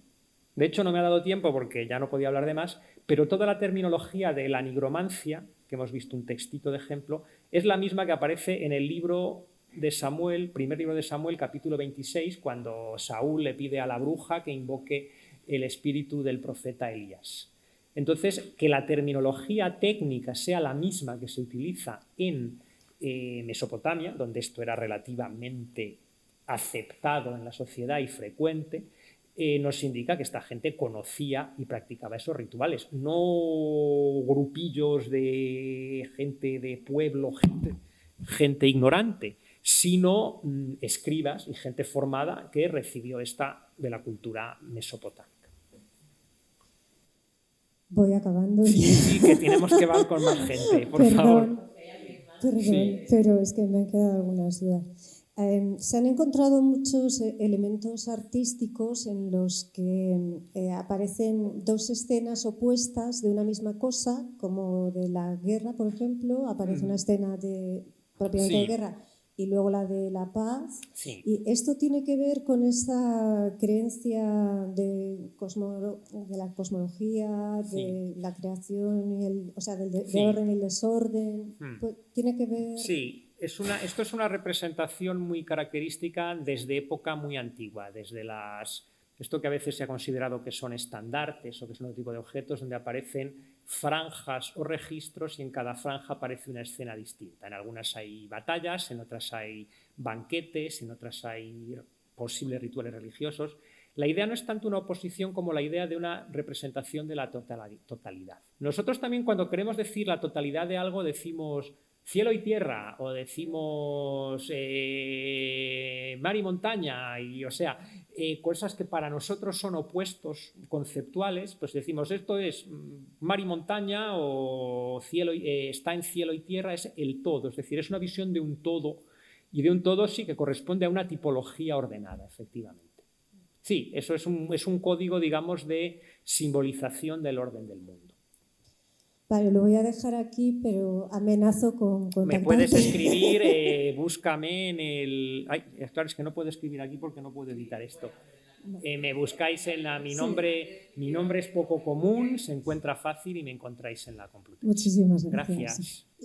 Quería saber, dentro del tema de la adivinación, ¿qué papel jugaba la astrología en Mesopotamia? Mucho, pero no me he querido entretener en la adivinación. Luego hay colegas que dicen que la adivinación no es propiamente magia, entonces también es uno de esos, tú, por ejemplo, es uno de esos debates que tenemos, pero creo que he considerado que algunas cosas de magia no se entendían bien sin saber un poquillo de adivinación en Mesopotamia, entonces he hablado algo, pero no me he querido enrollar. La astrología juega un papel bastante importante. La cuestión es cómo y cuándo, es decir, hay mucho lío al respecto. Por lo menos desde época paleobabilonia, o sea, desde el siglo XVII antes de nuestra era, empezamos a tener tablillas astrológicas o astronómicas, donde se nos dan datos sobre posiciones planetarias o lunares en distintas zonas del cielo, que posiblemente acabe siendo el zodíaco. Entonces, os he puesto solo un ejemplo, pero lo que no sabemos exactamente es cuándo empieza a utilizarse la astrología natalicia. O sea, lo de hacerte tu horóscopo y hacer, por así decirlo, la carta astral de un nacimiento o de un evento. Sabemos que esto se hace en épocas tardías, en el primer milenio, se hace posteriormente en época persa, en época helenística, y sabemos que la astrología grecolatina, corrígeme Raquel, es una combinación de elementos de astrología siro-mesopotámica, lo que ellos llamaban caldea, con astrología egipcia. Pero cuánto había en épocas muy antiguas es algo que, como te he dicho al principio, no sabemos muy bien. Lo que sí que sabemos también es que lo que se denomina astralización de los panteones religiosos es algo que también va sucediendo con el tiempo. Antes pensábamos alegremente que desde el principio Ishtar e Inanna eran el planeta Venus, Marte era Nergal, etc., Nabu era Mercurio. Sabemos que eso es así en el primer milenio antes de nuestra era. Pero si ya era así en el segundo, pues no estamos tan seguros. Pero a verlo haylo, es decir, de hecho el principal texto para poder crear una cronología organizada de Mesopotamia es una tablilla astrológica. La tablilla de Amisaduki de los tránsitos del planeta Venus. Pero no vas a tener cartas astrales ni nada parecido hasta muy tarde. Has hablado al principio sobre esta idea de la magia como un elemento que es desviado dentro de lo que uno considera normativo dentro de su propio espacio sociopolítico, religioso.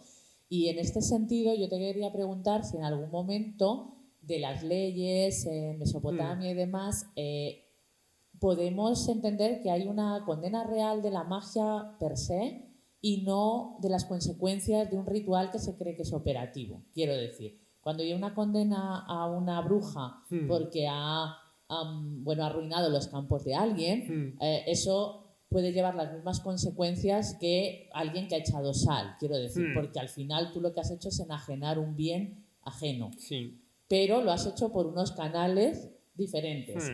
Entonces, ¿qué se pena? El hecho de hacerlo por un canal diferente y entonces se condena la brujería en este sentido, o simplemente, porque esto es un problema que tenemos en la magia greco-romana, es decir, hay condenas a la brujería y demás, pero porque afectan a alguien, entonces alguien se ha muerto porque alguien le ha dado un filtro amoroso que ha ido un poco mal y le ha sentado mal y se ha muerto, ¿no? Entonces el problema es, no es porque haya hecho magia, o sea, la magia no se condena, es porque has matado a alguien. Entonces, si esto tiene estos mismos problemas o si se sabe algo más o menos en la cultura mesopotámica. No que yo sepa, y vamos, yo no conozco bien las leyes. Lo que es interesante en ese sentido es que la ordalía por el agua no es privativa de la magia. En el código de Urnamu hay otra cuestión también de esas de complejidades de género que no la he sacado, porque parece que se habla en el siguiente, parece que se habla de brujería, pero está roto. Pero desde luego hay un artículo del Código de Urnamu donde la ordalía de echar a alguien al agua se aplica al adulterio. Entonces ahí hay algo bastante... Sí, se rompen en lo bueno. Entonces tú dices, realmente la idea que yo tengo es bastante tonta y posiblemente sea bastante básica. Es que la ordalía, por ejemplo, se aplica en el Código de Hammurabi, o la multa se aplica en las leyes neobabilonias mucho después, porque eres incapaz de determinar si realmente el maleficio de la señora es lo que ha hecho que el campo te diera menos ciruelas, o si realmente tú has hecho un acto de brujería, porque a no ser que te pillen inflagrante, pero en ningún momento del Código de Hammurabi se habla del inflagrante. En las leyes medio asirias sí que es interesante. Ahí se habla, es un rollo, yo lo he recortado un poco, porque hay un párrafo larguísimo sobre cómo determinar si el testigo que ha visto a la bruja es fiable. Y hay testigo visual y testigo de segunda, o sea, testigo referencial. Entonces, ahí sí que hay un proceso de elucidar si se ha hecho brujería. Mientras que en los otros yo creo que hay una especie de, yo qué sé, de carta de vamos a hacer una ordalía o vamos a ponernos en el peor de los casos por si ha funcionado. Pero, claro, no pueden probar la relación causa-efecto entre que alguien haya hecho un ritual y que realmente haya funcionado y se hayan producido las pérdidas. Yo creo que por eso las leyes de Babilonia solo les ponen multas. Y en ningún caso se habla de brujería que mate a alguien ni absolutamente nada de eso. Entonces, no sé. Luego otro tema para debate es si los códigos legales realmente se aplicaban. Es decir, esto os lo intuí un poco. A veces hay quien dice en el mundo mesopotámico que los códigos legales presentan un mundo ideal de leyes de ofensa, retribución justa, o sea, un modelo de sociedad ordenada, pero que muchas veces se aplicarían otros métodos. Tribunales, jurados populares de ancianos, etcétera, y no serían las leyes esas que sabían leer 4. Pues muchas gracias. No sé si queda alguna otra pregunta o cuestión. Entonces te damos las gracias. Muchas gracias. Y nada, y gracias.